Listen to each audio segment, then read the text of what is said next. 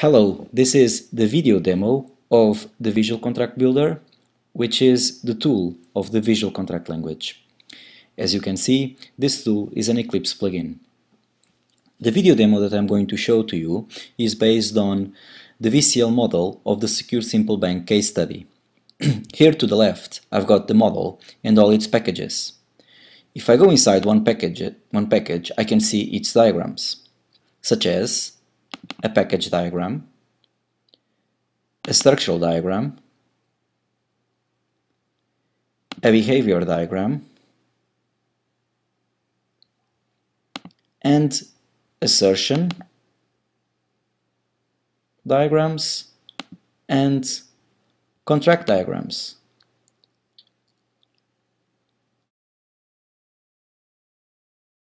The Visual Contract Builder tool has an underlying type checking system, which helps users building consistent VCL models.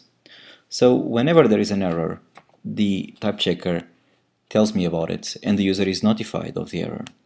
So for example, in this example here, I'm saying that the package bank uses the package common types. If I change the name common types to common types 2, I get an error because the package common types 2 does not exist.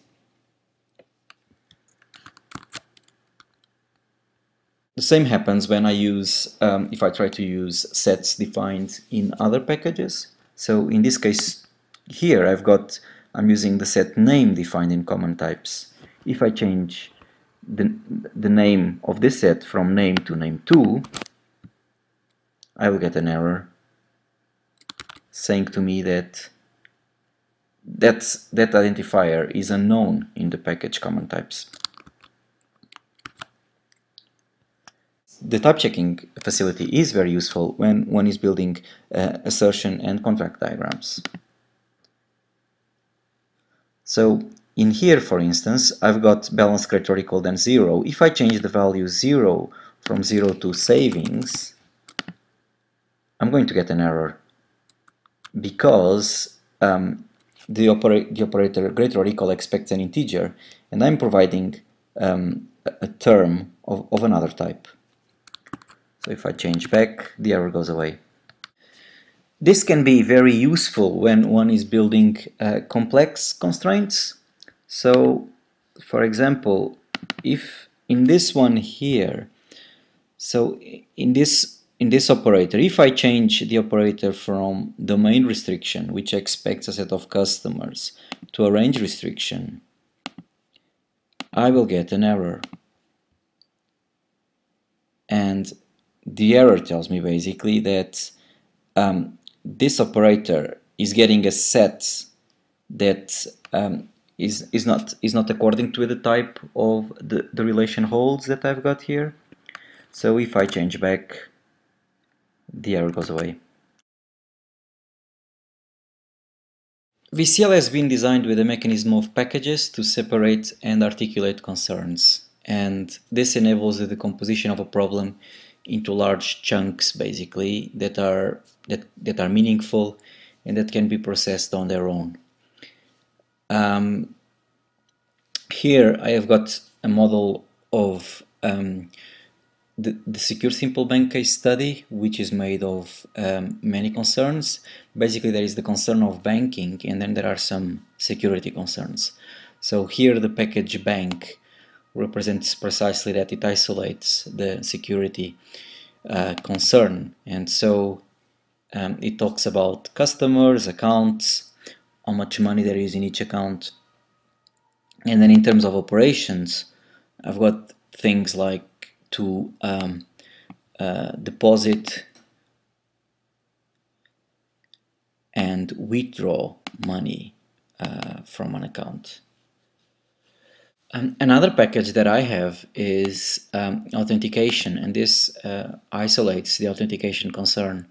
So the structural diagram talks about users and sessions that users open.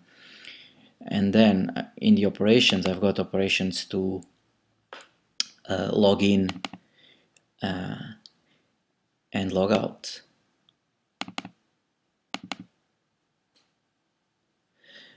Yet another package is access control, and this package is basically talks about access control, and its structural diagram talks about users, roles, and tasks. Now that I can separate and isolate all these concerns, the question is how to put them together to make a meaningful and coherent whole. In VCL, this is done using several composition mechanisms that are associated with packages. One way to do this is to define package compositions that are defined in package diagrams. So here I've got the package authorization that puts together access control and authentication. So basically this will be defined as a composition of these two packages. And what this means is that the package authorization is defined with the structures of access control and authentication with this override.